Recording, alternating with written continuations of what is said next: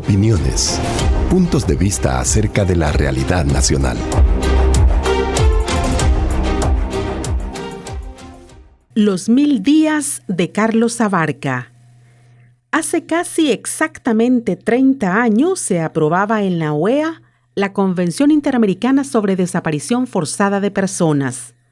Entró en vigor hasta 1996.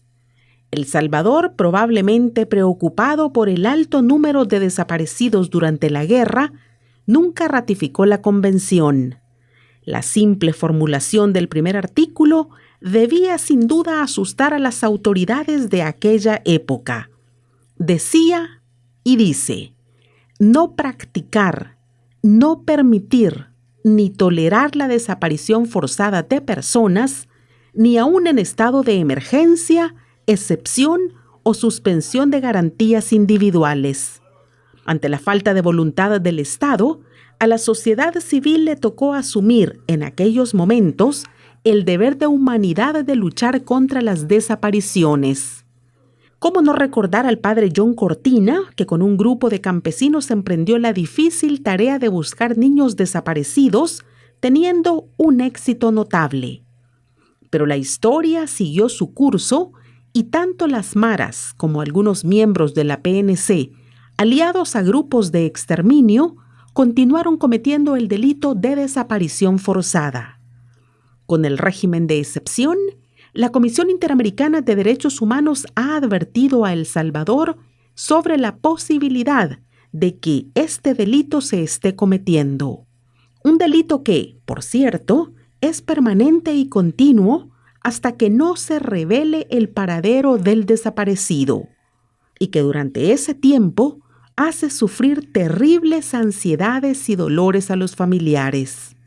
Un dolor que aumenta día a día al ignorar la suerte del desaparecido, al no saber si está siendo sometido a tortura o tratos crueles y degradantes, y al recibir con frecuencia maltrato de parte de las autoridades ante la lógica insistencia en preguntar por su pariente, producto de la angustia y de la lentitud con la que se tratan los casos.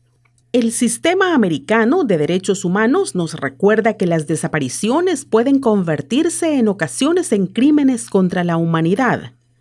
Es cierto que El Salvador tiene una legislación dura contra las desapariciones, pero la legislación no soluciona el problema cuando no se trabaja adecuadamente en la búsqueda de los desaparecidos. A Carlos Abarca lo desaparecieron 2 meses antes de que comenzara el régimen de excepción. Los más de 1000 días de ineficiencia policial y fiscal agravan la desaparición. Fue humillante, cruel y vergonzoso que un miembro de la PNC le dijera a la madre de Carlos que no merece la pena gastar dinero en la búsqueda porque es casi seguro que el joven está muerto. Toda madre tiene derecho a saber la suerte de un hijo, y si está muerto, recuperar sus restos, conocer las condiciones en que falleció y enterrarlo en un lugar decente donde se le pueda recordar. Carlos Abarca se está convirtiendo en el símbolo del desinterés del Estado ante un delito tan grave como la desaparición forzada. Todos sabemos que no es un delito raro en El Salvador. La semana pasada se encontró una fosa clandestina con restos humanos. Las noticias nos dicen que diversas familias con parientes desaparecidos se acercaron al lugar, ubicado al final de la colonia Cumbres de San Bartolo. Trabajar con la mayor celeridad posible, hacer exámenes de ADN, informar a las familias, investigar la identidad de quienes asesinaban y enterraban en las fosas, son tareas que deben ser realizadas sin lentitud y sin excusas.